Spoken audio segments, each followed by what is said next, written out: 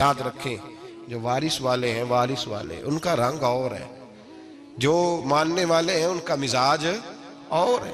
اپنی زندگی لوارثوں کی طرح نہیں گزاریں، تھوڑا سا ادھر گیا تھا تو پھر تھوڑا سا ادھر گیا تھا تو تھوڑا سا، یہ کیا بات ہوئی، یہ کیا بات ہوئی؟ اپنے آپ کو، اپنی نسبت کو، اپنے عقیدے کو مضبوط رکھیں۔ 1 انچ کے لیے اعلیٰ حضرت فاضل بریلوی رحمت اللہ علیہ کے مکان کی دیوار گر گئی، ایک کونا مکان کا، آپ جانتے ہیں پرانی دیواریں چھوٹی ہوتی تھی اور بارشوں میں اکثر گھروں کی دیواریں گری ہوئی ہوتی تھی۔ ایک سائیڈ کی دیوار گر گئی تو اس کونے میں ہندوؤں کا گھر تھا۔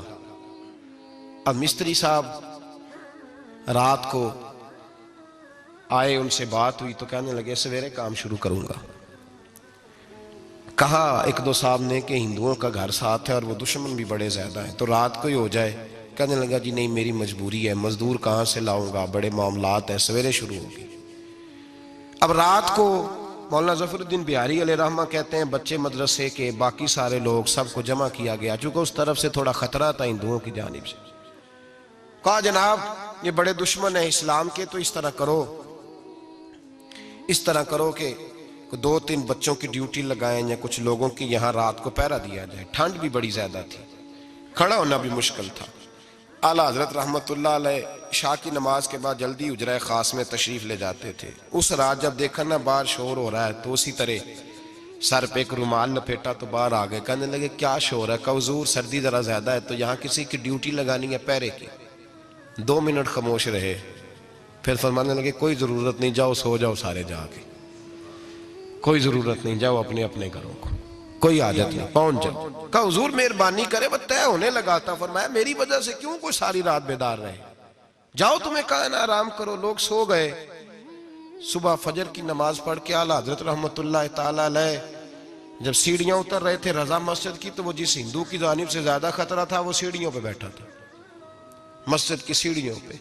سب لوگوں کی توجہ ہو گئی، کہنے لگا مولانا میں کلمہ پڑھنے آیا ہوں، مجھے کلمہ پڑھا کے مسلمان کر دیں، میں کلمہ پڑھنے آیا ہوں، مسلمان کریں۔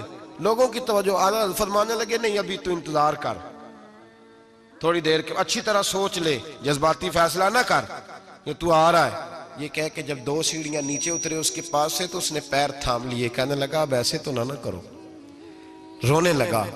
اعلیٰ حضرت رحمت اللہ نے کلمہ پڑھایا، کچھ باتوں کی نصیحت فرمائی، تشریف لے گئے۔ گھیرنے والے گھیر کے بیٹھ گئے، کہنے لگے ہمیں بھی بتا بدلا کیسے ہے۔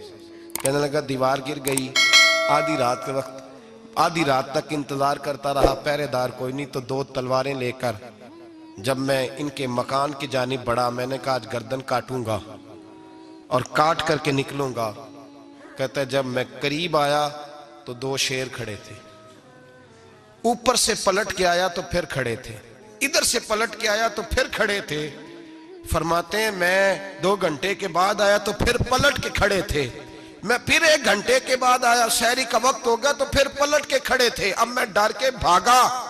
کہتے ہیں فاضل بریلوی نے اپنی کھڑکی سے منہ باہر نکالا، کہنے لگے اور کتنا تجربہ کرے گا، مجھے تو لاوارث سمجھتا ہے، لاوارث ہوں میں، اور کتنا تجربہ کرے گا، بس کر مان جا۔ میں نے کہا حضور یہ کون ہے، مجھے بتائیے تو صحیح یہ کون ہے؟ تو کہنے لگے میں نے ساری زندگی رسول اللہ کی عظمت کا دفاع کیا ہے، ساری زندگی غوث اعظم کے نعرے لگائے ہیں، ابھی تو یہ مدد صرف غوث پاک جیلانی کی بھیجی ہوئی ہے، ابھی تو غوث اعظم کی بھیجی ہوئی مدد ہے، مولا علی ابھی پیچھے ہیں، 2 جہاں کے محبوب ابھی اس سے پیچھے ہیں، وہ تو ابھی پیچھے ہیں، پیچھے کھڑے ہیں کہ ضرورت پڑی تو ہم بھی تیار بیٹھے ہیں۔ او بھائی آج رواج ہو گیا، رواج، میں نے 2-4 دن پہلے بھی کہا تھا، لوگ کہتے ہیں نہیں کوئی نہیں ضرورت، سامنے سارا کچھ نظر آ رہا ہے۔ او خدا کے بندو یاد رکھو، نسبت ہے بڑی چیز، جانے تگو دو میں، اگر کسی کو نسبت میسر آ گئی نا، نسبت، خالی دامن ہی مل گیا، تیرے ہاتھ میں کچھ ہے